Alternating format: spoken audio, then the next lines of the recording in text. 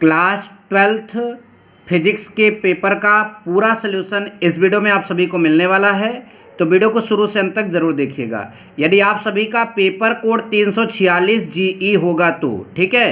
तो आज 2022 का जो है पेपर हो गया है क्लास 12th यूपी बोर्ड का, और अब हम इसका सलूशन बताने जा रहे हैं। तो देखिए, पहला क्वेश्चन हमारे सामने आ रहा है कि एफ फोकस दूरी वाले उत्तल लेंस और 2F फोकस दूरी वाले अवतल लेंस के संपर्क में रखा जाता है।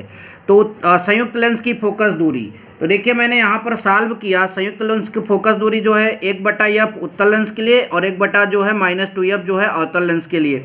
सॉल्व करने पर ये आया तो F बराबर कितना हो जाएगा आपका 2F। तो ये आपका जो है +2F सही हो जाएगा। इस प्रश्न का जो है मैंने अभी पूरा किताब को एकदम अच्छे से एनालिसिस करके इसका उत्तर जो है ये निकाला गया, ठीक है। और फिलहाल आप भी मिला लीजिएगा, लेकिन मैं पूर्ण विश्वास के साथ कह सकता हूँ यही आंसर इसका सही होगा। अब देखिए, ये वाला है आपका पीएन संधि डायोड में कौन सा अग्र अभिनत है।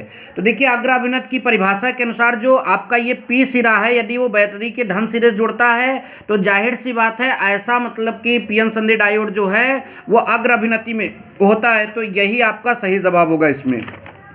अगला क्वेश्चन देखिए, अगला क्वेश्चन ये वाला जवाब कैसे होगा मैंने यहाँ पर आपको दिखाया। F बराबर 1/4 पे एप्सिलॉन 0 Q1 Q2 बटा R स्क्वायर होता है। तो जो परावैद्युतांक रखने से ये हो जाएगा, तो सारा चीज़ कट जाएगा। ये सबसे नीचे वाला K जो है ऊपर चला जाएगा, तो F/F डैश बराबर K आपका हो जाएगा, और F डैश उधर चला जाएगा तो K आपका नीचे आएगा। तो F/K यहाँ पर क्या हो जाएगा, आंसर हो जाएगा। अब ये आपका जो देखिए, आमतौर पर बुक में जो इसका आंसर होता है, यहाँ पर अगर आप 2πr रखेंगे तो पाई से पाई कैंसिल हो जाएगा, तो μ0I बटा यहाँ पर 2r बचेगा, ठीक है। आंसर वही रहता है, लेकिन यहाँ पर यल देकर आपको कंफ्यूज किया था, तो खैर आंसर आपका ये सही होगा। अगला λ1 λ2 λ3 क्रमशः दृश्य यक्ष किरण और सूक्ष्म तरंगों के मतलब तरंग दैर्घ्य को निरूपित करती है। तो इसका सही जवाब क्या होगा इसमें से। देखिए, λ3 जो है आपका किसको निरूपित कर रहा है, सूक्ष्म तरंग।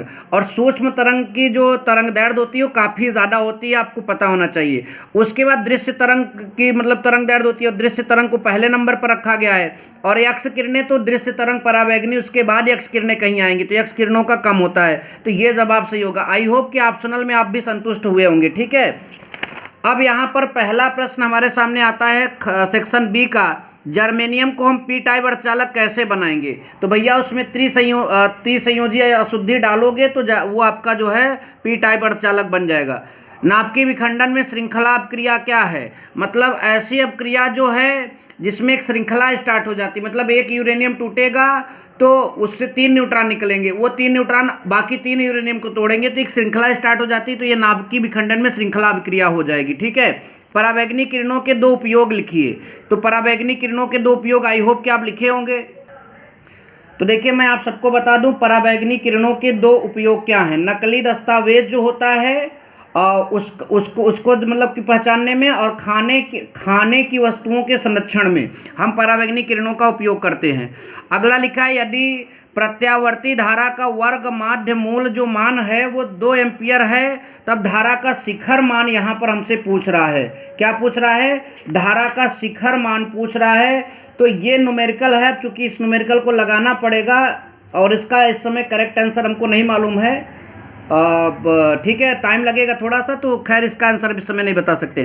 फ्लेमिंग के बाएं हाथ का नियम आप सबने लिखा ही होगा, ठीक है। जब मतलब कि हम अपने बाएं हाथ के मतलब कि अंगूठे और अंगुली और मतलब कि तीसरी अंगुली को इस प्रकार फैलाते, तो ये आपने लिखा ही होगा। एक फैराड वाले वैद्युत धारिता के गोलीय चालक की त्रिज्या ज्ञात कीजिए।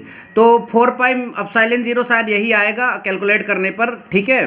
तो अगला देखते हैं, बोहर के परमाणु मॉडल की सहायता से सिद्ध कीजिए कि किसी मतलब परमाणु के भीतर की स्थायी कक्षा की जो परिधि है उस कक्षा के संगत इलेक्ट्रॉन की डी ब्रॉगली जो तरंग दैर्घ्य उसकी पूर्ण गुणज होती है, ठीक है। तो ये अब एक का डेरिवेशन था। अगला, संयुक्त सूक्ष्मदर्शी का नामांकित जो है किरण आरेख बनाइए। तो ये आपको यहाँ बनाना था, ठीक है। अगला, किसी धातु की प्लेट पर आपतित मतलब प्रकाश की आवृत्ति 2 गुनी बढ़ाने पर उत्सर्जित फोटो इलेक्ट्रॉनिक की गतिज ऊर्जा पर क्या प्रभाव पड़ेगा।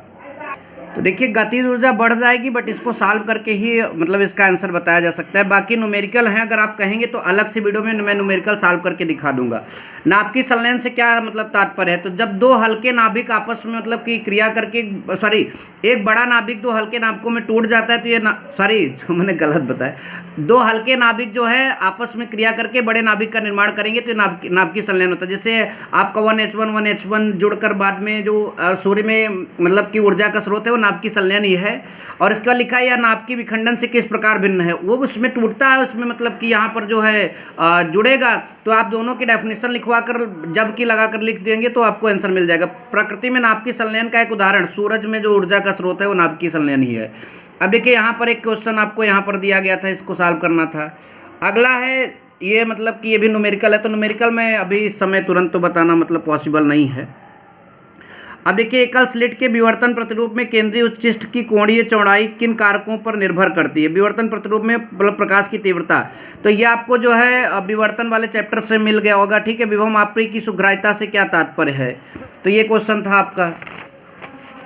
आगे देखेंगे ये सूत्र स्थापित करना था, तो इसमें आप सब लोग इसको स्थापित किए होंगे। विद्युत मतलब वैद्युत द्विध्रुव की अच्छी स्थिति में वैद्युत क्षेत्र की तीव्रता का व्यंजक ज्ञात कीजिए, तो ये भी आपने किया होगा। ये शुरू वाला पार्ट होता है तो इसको सब पढ़कर ही गए होंगे। बायो-सेवर्ट का नियम क्या है, तो बायो-सेवर्ट ने मतलब कि 4 बातें बताई थी, उसमें एक सूत्र आया था, और यहाँ पर जो है इनके नियम की सहायता से जो है धारावाही कुंडली के केंद्र पर चुंबकीय क्षेत्र की तीव्रता का व्यंजक हमको प्राप्त करना है।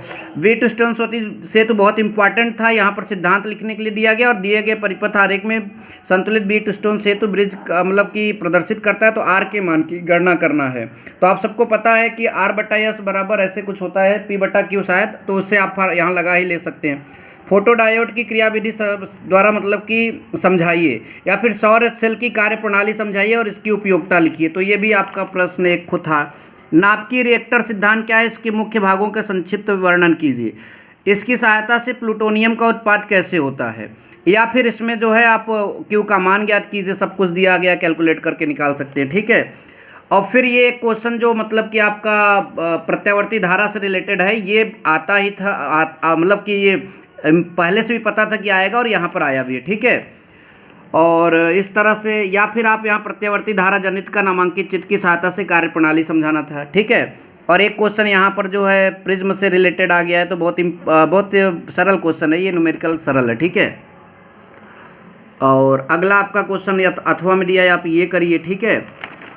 फिर उसके बाद जो है समांतर प्लेट संधारित्र का जो है सूत्र ज्ञात करना है। प्लेटों के बीच आंशिक पराविद्युत पट्टिका रख दी जाती है, पट्टिका के स्थान धातु की प्लेट रखने पर क्या प्रभाव पड़ेगा, पूरा लंबा सा डेरिवेशन दे दिया है, और ये शुरुआती चैप्टर के थे तो इसलिए आप लोगों ने इसको किया ही होगा, ठीक है। तो इस तरह से क्वेश्चन थे। थैंक यू सो मच, जय हिंद, वंदे मातरम।